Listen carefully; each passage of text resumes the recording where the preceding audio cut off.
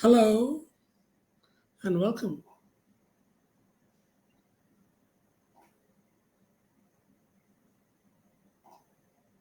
Thank you for joining. So I'm just checking the feed. Okay, so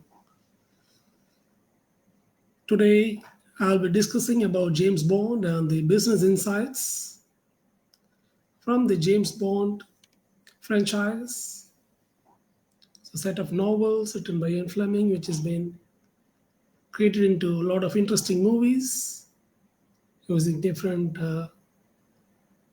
heroes from Sean Connery to Roger Moore to Timothy Dalton to Pierce Brosnan, and now Daniel Craig, and one more guy was there, I forgot his name. So all these movies, there are only a few stories which they are repeating according to the times, the 60s, the 80s, the 90s. Now again, there's a repetition in the last decade using Daniel Craig. The same story, but different James Bond and different settings and adapted for the times.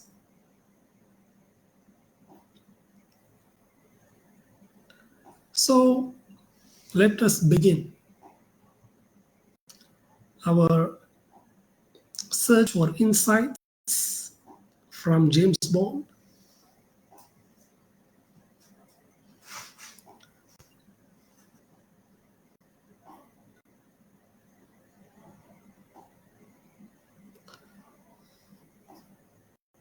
So already I published this book, but I don't know whether it's available now, so I will try to republish it and then I'll give the link below. The book is called Decoding Not 7: Business Insights and Ethical Dilemmas in the World of James Bond.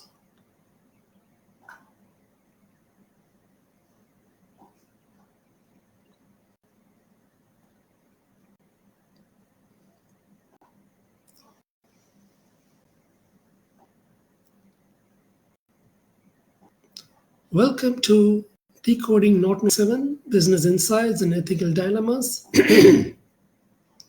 in the World of James Bond.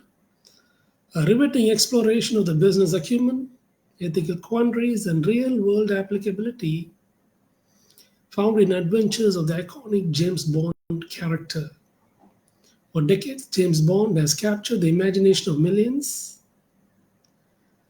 with his suave demeanor, high tech gadgets, and penchant for getting out of most precarious situations. Bond has become more than just a character, he's a symbol of heroism, glamour, and yes, certain problematic issues that have evolved over time. But beyond the shaken martinis and high speed car chases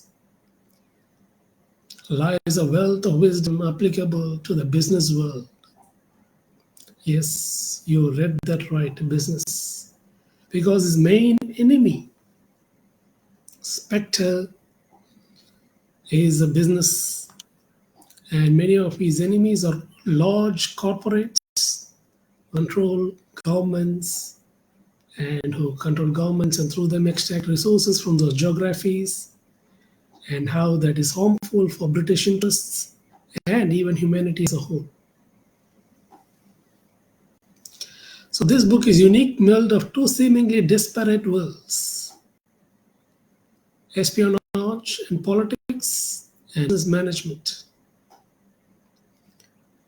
Our purpose is to delve into the enigmatic characters, decisions, settings, ethical considerations, to extrapolate valuable lessons for today's business world, and to see the reality of the world through these incidents in James Bond movies.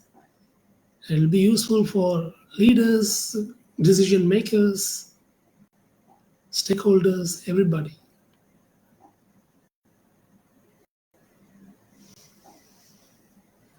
So, in chapter 1, we set the stage by exploring why James Bond is far more than a cinematic marvel, that he is a case study in complex decision making, risk analysis, and ethical ambiguity.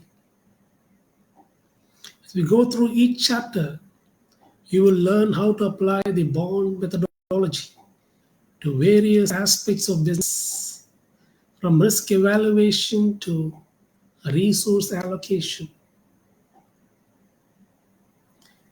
The pages of this book also explore ethically ambiguous scenarios and we scrutinize Bond's action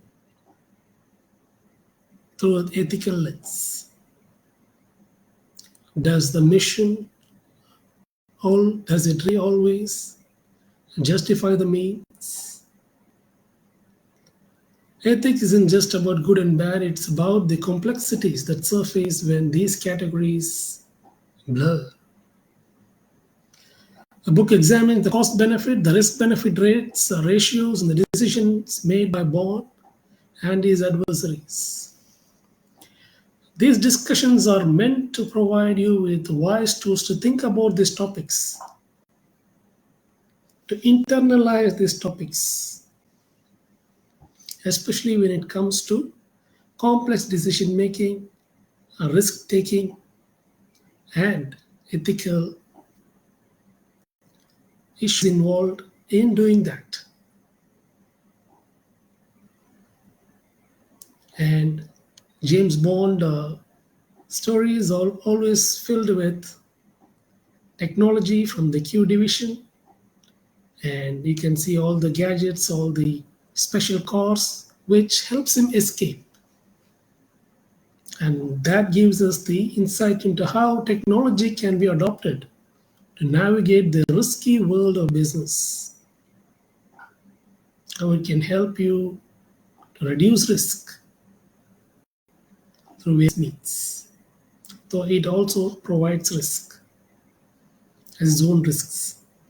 So our journey through the James Bond universe is an exploration of not just business strategy, complex decision making, risk management, cost benefit, risk benefit ratios, but also ethical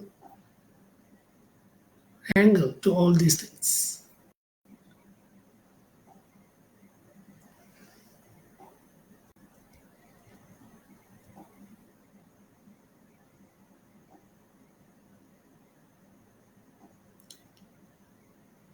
So let us begin with risk analysis in espionage, lessons from Note 7.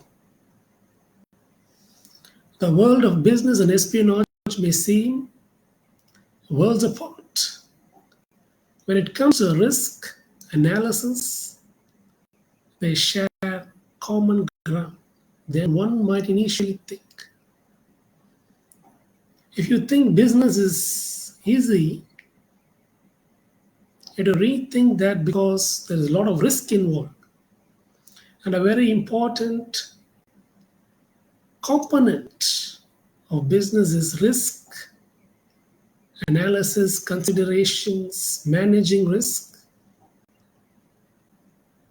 And that has, especially as the organization it becomes larger and as the value of business is becomes more and more increasing and expanding value. So risks also increase. And that brings us to what we can learn about risks, risk analysis from James Bond.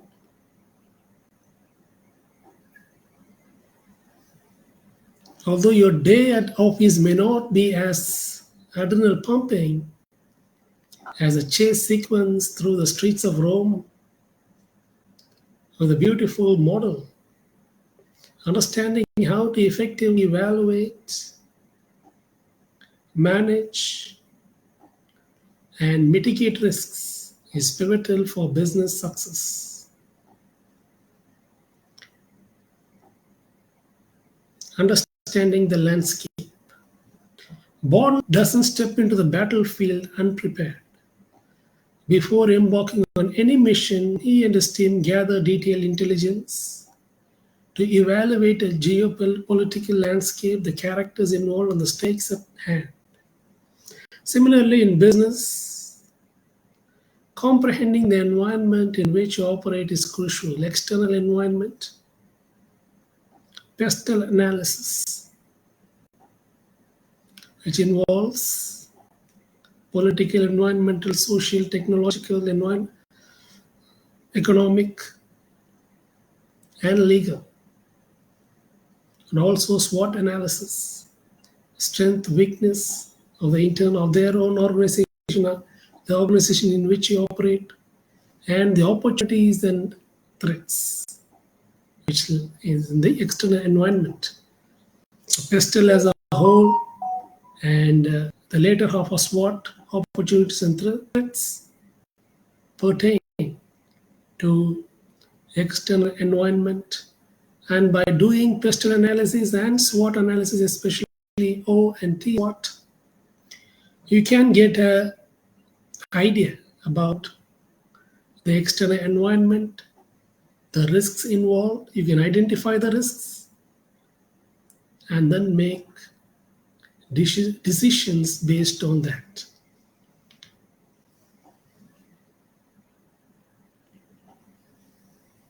Next, the risk matrix. In a world of espionage, risks aren't merely catalogued. They are plotted on a risk matrix that evaluates the likelihood against the impact. The aim is to address the high impact, high likelihood risks. So,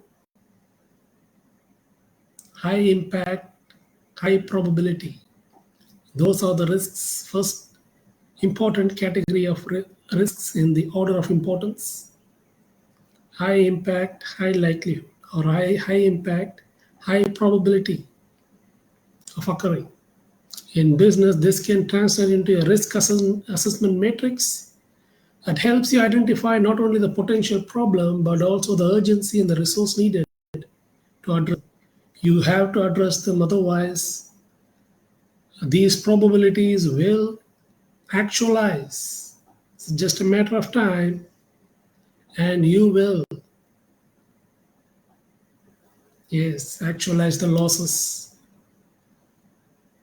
So the role of experts come in. One thing evident from Bond is the reliance on the experts. Q, the tech wizard, provides Bond with not just gadgets but also data, analytics, and other forms of intelligence. In the business setting, consulting experts in the field, whether they are analysts, legal advisors, or market researchers, adds a layer of depth to your risk assessment capabilities. These experts can provide insights that may not be visible through a cursory glance at the situation. Also, you can co-opt AI, train it for risk analysis for what? High probability, high impact events. So you can train the AI to detect these, mainly not just any risk, but high impact, high probability of occurring, which is high likeliness risks. Then we develop a contingency plan. Bond often has a plan B and sometimes even a plan C. When faced with insurmountable odds, there is real-time guidance from Moneypenny sitting somewhere, and the other experts, they're telling, take this route, move here, you should shoot. All those instructions are coming from M and his team. Okay, so there's real-time also guidance. So along with the contingency plans, real-time adaptability is also important. And being ready for this type of risks, high probability, high impact risks, will determine the very survival of a business.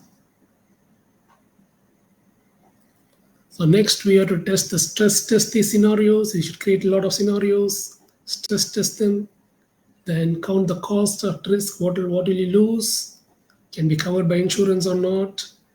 And you can discuss with stakeholders, need more inputs from experienced board members maybe, and then there are ethical consideration whether certain things should be done in the first place, and things which are being done, how should it be done in the most ethical way possible, or what is perceived as ethical. Okay, so when it comes to business, they don't have, it's not a question, it's not religious or it's not real with God. They are not relating to God. Okay, on the perspective of business, this is how they think. Okay, I'm not telling you should think like that, but the thing is that it should be perceived as ethical by the market.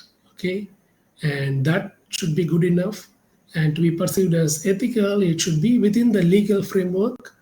And in most cases, most of these things which are done within the legal frameworks are considered as ethical.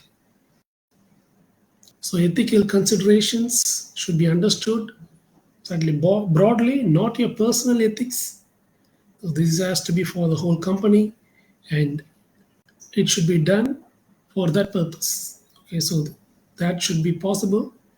Maybe you are a Christian and there are certain things you cannot do, but there are certain things you can do because it's not your decision, it's the collective decision which is being implemented. And some amount of this sort of things will always be there.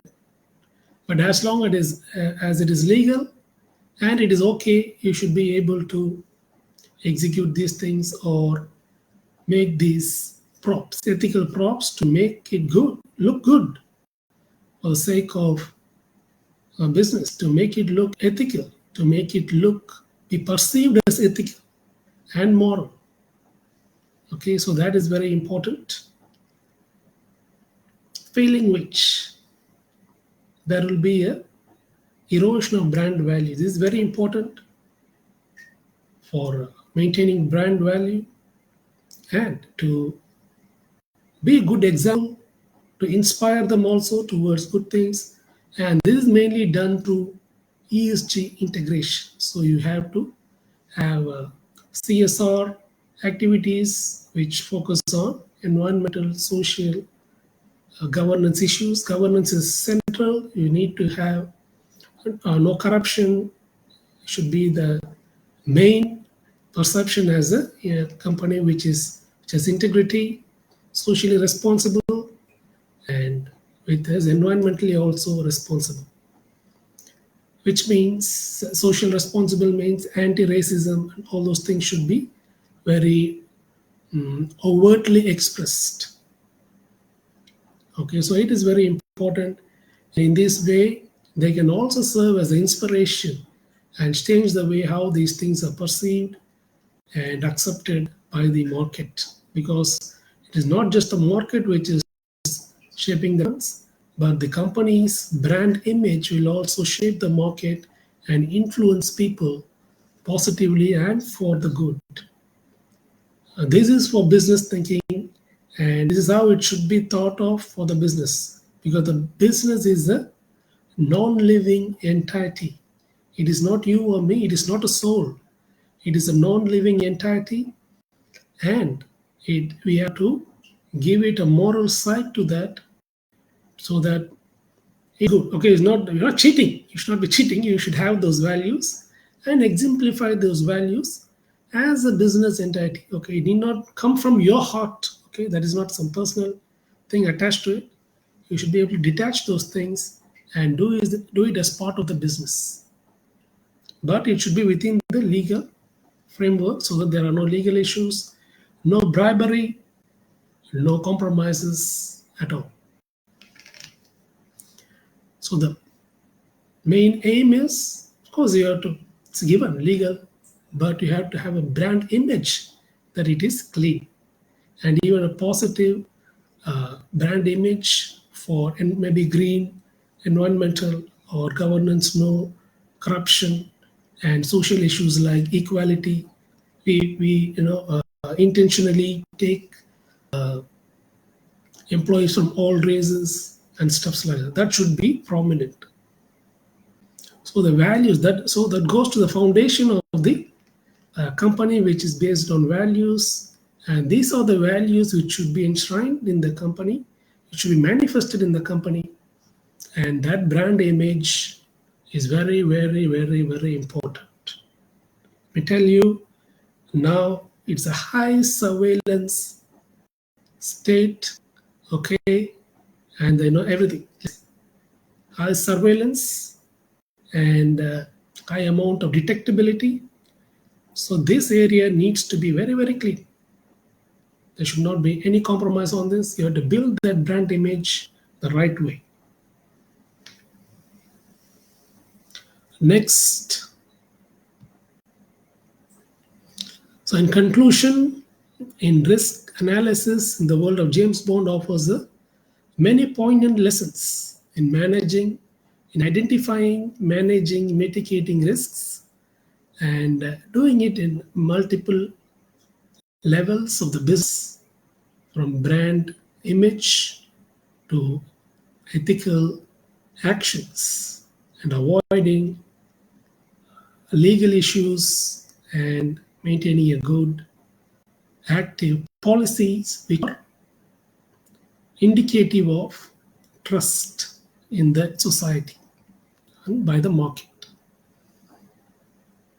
So it's very important to create the perception of being good.